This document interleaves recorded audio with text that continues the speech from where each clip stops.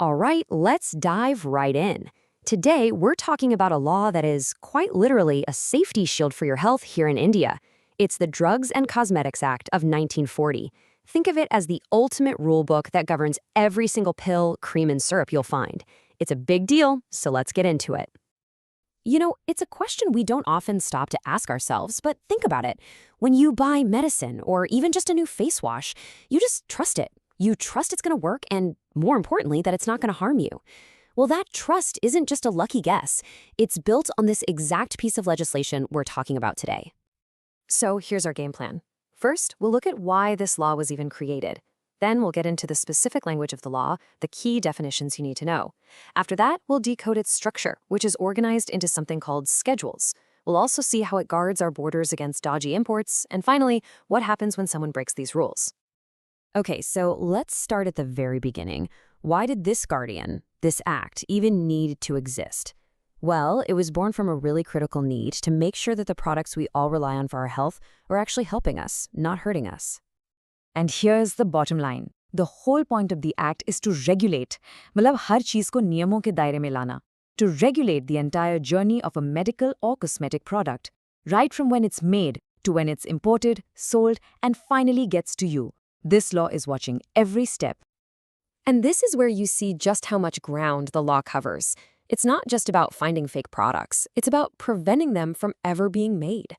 It does this by setting up a strict licensing system, making sure labels are truthful, and super importantly, creating a system of inspectors and labs to physically test products and make sure they are what they claim to be. Now, to really understand how this law operates, you have to speak its language. The Act has very specific definitions for everyday words like drug and cosmetic, and getting these definitions right is the key to unlocking everything else. So what exactly is a drug, or dava, according to the law? Well, it's way more than just a pill. It's basically anything that's used to diagnose, prevent, or treat a disease. That includes medical devices, substances that change how your body works, and even the empty capsules that medicines are put into. It's a really broad definition. And then you've got a cosmetic. This is defined completely by its purpose. If you rub it, pour it, or spray it on your body to clean, beautify, or just change your appearance, think soap, lotion, makeup, it's cosmetic. This distinction is absolutely crucial because the rules for drugs are way stricter than the rules for cosmetics. Okay, pay close attention here because this slide breaks down three terms that people mix up all the time.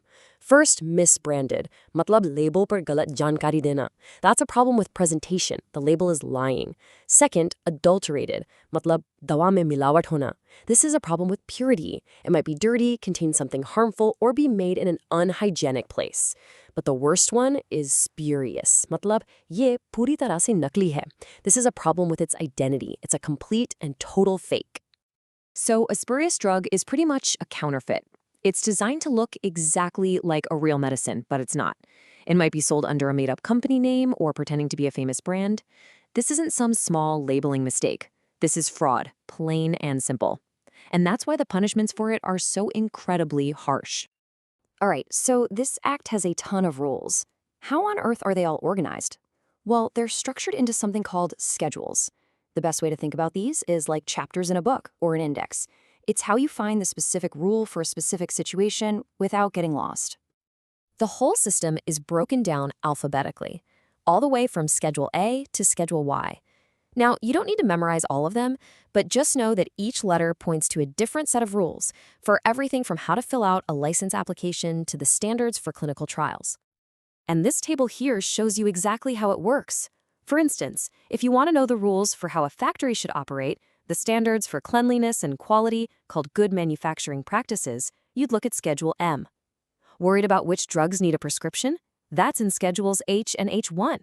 It's a really logical system designed to keep everything in order. So we've talked about the theory. Now let's see this act in action, specifically at our borders. Regulating what comes into the country is one of its most important jobs, making sure unsafe products don't even get a foot in the door. The law is crystal clear on what is a definite no-go. Any product that's fake, contaminated, or has a misleading label is banned. Any drug that makes a wild claim, like curing a disease listed in Schedule J as incurable, like cancer, is prohibited. And this is a big one. If a product is banned in the country where it's made, there's no way it's getting into India. Now, if you want to import legally, you've got to follow a very strict process. It all starts with applying for the right license with the right form. You have to prove you have a safe place to store the products, you have to keep perfect records, and be ready for an inspection at any time. And for some drugs, like vaccines, every single batch, 하루에 sample, has to be sent for testing before it can be sold. There is, however, one small exception to all this. If you need a specific medicine for your own personal use and you have a valid prescription from a doctor, you can import a small amount without needing that whole import license. This makes sure that patients can get life-saving treatments that might not be available here. So, what happens when people decide to ignore all these rules? Well, a law is only as powerful as its punishments. And trust me, the Drugs and Cosmetics Act has some very, very serious consequences. As you can see, the punishment really fits the crime. A minor violation might land you in jail for a few months, but if you import a fake or a contaminated drug, you're looking at up to 3 years in prison for your first offense. And for the most serious crimes, well, the punishment gets a lot worse. And this is the one that really sends a message. If someone imports a drug that causes death or serious injury to someone, the law shows zero mercy. The punishment isn't just a fine. It's a minimum of 10 years in prison, and it can go all the way up to a life sentence. That's a powerful statement that you do not mess with public health. And that brings us to our final thought for today. This act has been our guardian for over 80 years, but the world has changed. We've got online pharmacies, global supply chains that are incredibly complex, and all of this brings new challenges. So the question we have to ask ourselves is, how does this vital law need to change and evolve to keep protecting us tomorrow?